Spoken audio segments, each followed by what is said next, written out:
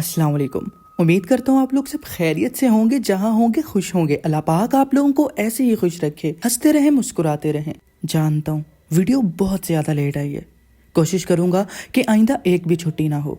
आज की हमारी 2 स्टोरीज है, दोनों स्टोरी बहुत ज़्यादा इंटरेस्टिंग होने वाली है। आज की हमारी हॉरर स्टोरी लिटरली आप लोगों के रोंगटे खड़े करने वाली है। बने रहे हमारी स्टोरीज के साथ। अगर स्टोरी पसंद आए तो वीडियो को लाइक जरूर से कर दीजिएगा, चैनल को सब्सक्राइब कर लीजिएगा, बेल आइकन ओपन कर लीजिएगा ताकि आने वाली तमाम वीडियो के नोटिफिकेशन आप तक बिल्कुल आसानी से पहुंच सके। बिना टाइम वेस्ट किए बढ़ते हैं अपनी स्टोरीज की तरफ।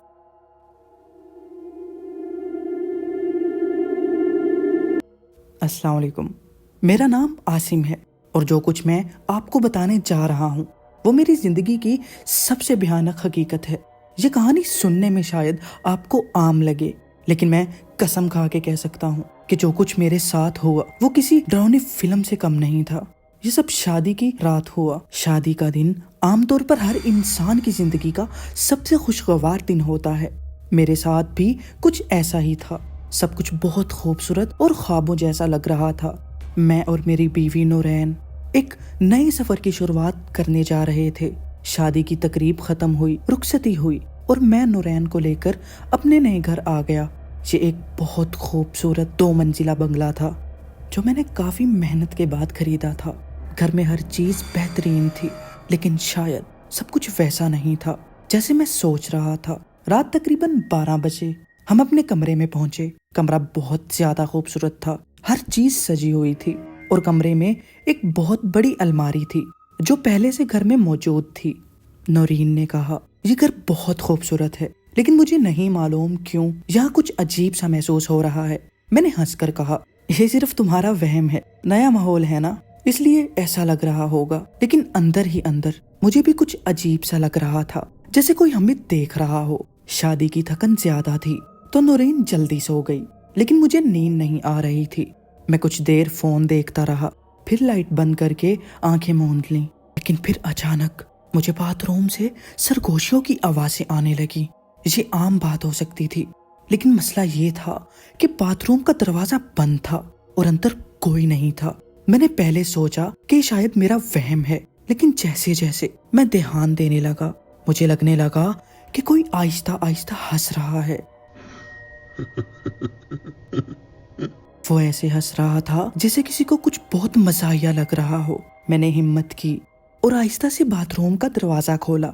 अंदर कुछ नहीं था, लेकिन फर्श गीला था जैसे अभी किसी ने नहाया हो। लेकिन नौरीन तो सो रही थी, तो फिर पानी कहाँ से आया?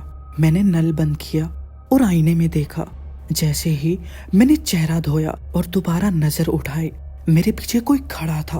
कोई लंबा कद, स्याह लिबास और बिल्कुल बेसाकित। मेरी सांसें जैसे रुक गई, जिस्म अकड़ गया।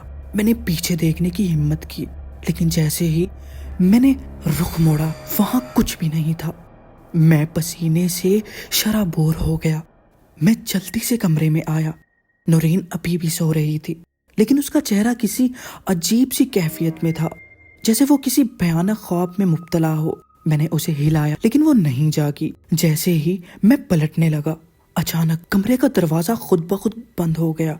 कुछ लम्हों बाद नौरीन की आंख खुली, लेकिन इसकी आंखें आम नहीं लग रही थी।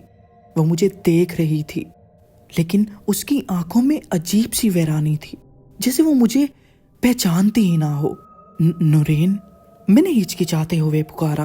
मैं नौरीन नहीं हूँ। ये सुनते ही मेरे जिस्म में सनसनी दौड़ गई। इसकी आवाज नौरीन की तरह नहीं थी, जैसे कोई और इसके जिस्म में बोल रहा हो। फिर अचानक वो हंसने लगी और बोली,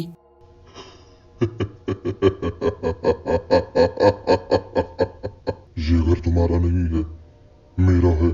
मैंने पीछे हटने की कोशिश की, लेकिन जैसे ही मैं दरवाजे की तरफ बढ़ा, नौरीन ने अपनी आंखें बंद की और कमरे की तमाम लाइट्स बंद हो गई। अंधेरे में मैंने नौरीन को सरगोशी करते सुना। तुमने इस घर को लेकर गलती की, अब यहाँ से वापस आना मुमकिन नहीं।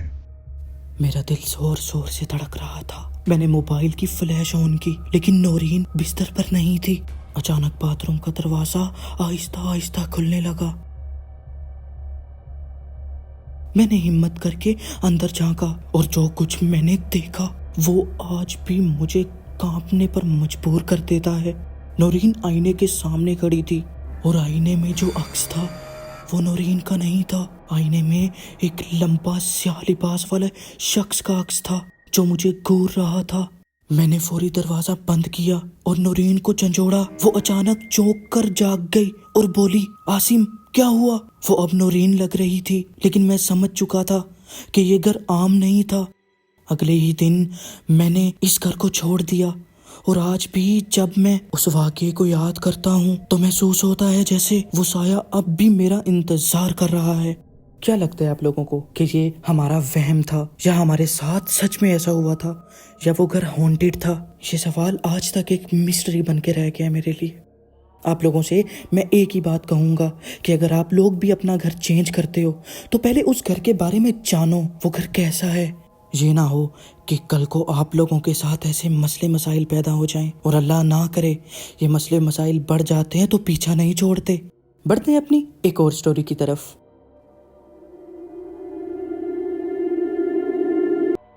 السلام علیکم، میرا نام کاشف ہے اور یہ کہانی میرے ساتھ پیش آئی تھی ایک ایسی رات جسے میں کبھی نہیں بھول سکتا۔ یہ بات کچھ مہینے پہلے کی ہے جب مجھے لاہور سے کراچی جانا پڑا تھا۔ میرا ایک پرانا دوست حسن کراچی میں رہتا تھا اور میں وہاں ایک اہم کام کے سلسلے میں جا رہا تھا۔ اصل میں مجھے وہاں ایک بزنس ڈیل کے لیے جانا تھا، لیکن ساتھ ہی میں نے سوچا کہ حسن سے بھی مل لوں گا کیونکہ کافی سال ہو گئے تھے ہم ملے نہیں تھے۔ میں نے لاہور سے فلائٹ نہیں لی بلکہ ٹرین سے جانے کا فیصلہ کیا۔ اس کی دو وجوہات تھی، ایک تو میں بچپن سے ٹرین کے سفر کا شوقین تھا اور دوسرا یہ کہ مجھے رات کے سفر میں کسی طرح عجیب سا سکون محسوس ہوتا تھا۔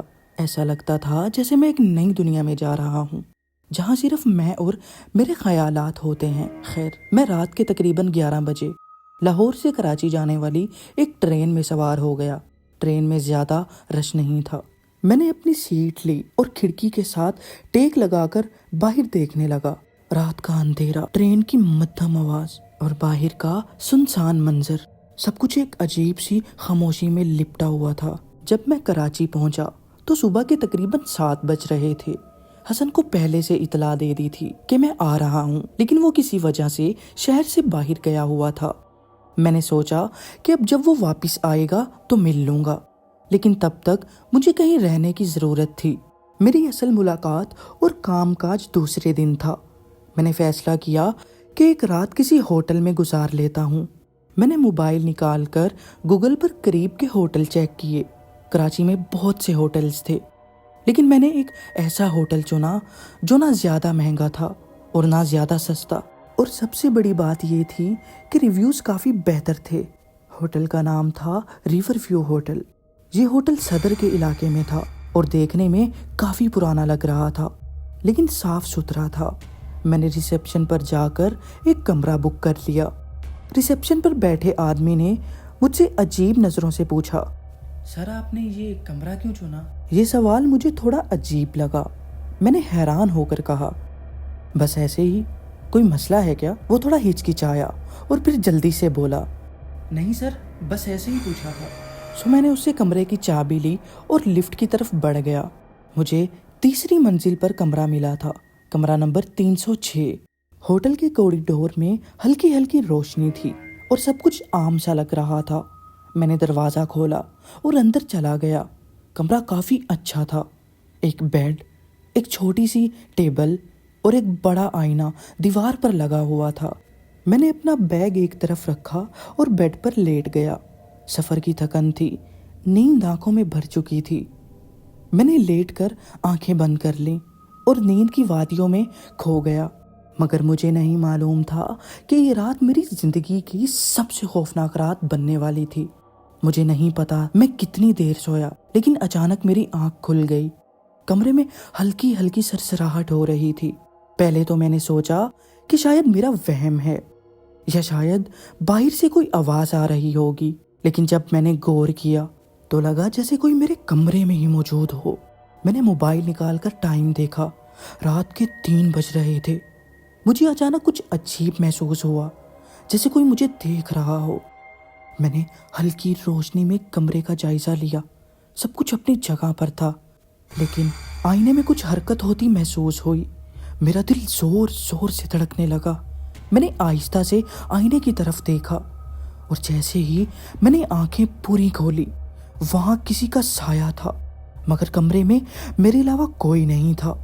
मेरे जिस्म में एक सनसनाहट दौड़ गई।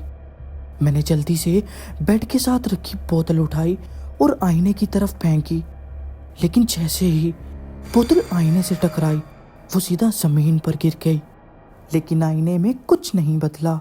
मगर जैसे ही मैं मुड़ा, अचानक बेड के नीचे से किसी के सरसराने की आवाज आई। अब मैं मुकम्मल तौर पर खौफजदा हो चुका था। मैंने बेड के नीचे झांक कर देखा और वहां 2 आंखें मुझे घूर रही थी।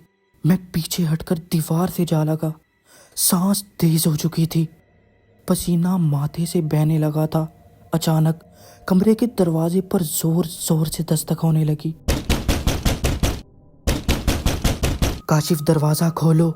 ये आवाज किसी और की नहीं, मेरी अपनी ही थी।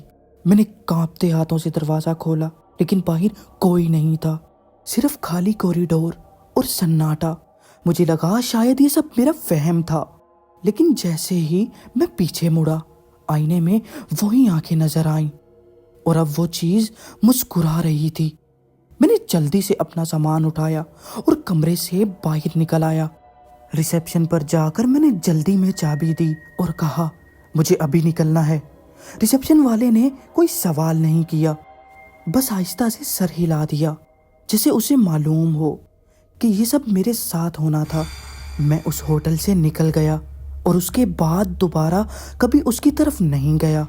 अब भी कभी कभी आईने में अपनी ही परछाई को देखकर खौफ महसूस होता है। क्या वो वाकई मैं था या कोई और? ये सवाल आज तक मेरे लिए मिस्ट्री बनकर रह गया। अगर आप लोगों में से किसी को पता हो कि मेरे साथ क्या वाकया पेश आया था, क्या वो मैं था या कोई और चीज़ थी जो मुझे डरा रही थी, जो मुझे कमरे से भगा रही थी, अगर किसी को कुछ भी राय देनी हो तो वो ज़रूर कमेंट में बता सकता है। मुझे आप लोगों के कमेंट का हमेशा से इंतज़ार रहता है। मेरी वीडियो को लाइक कर दें, चैनल को सब्सक्राइब कर दें, ताकि आने वाली तमाम वीडियो की नोटिफिकेशन आप तक बिल्कुल आसानी से पहुंच सके। मिलते हैं नेक्स्ट वीडियो में, तब तक के लिए अपना बहुत ज़्यादा ख्याल रखिएगा। अल्लाह हाफिज़।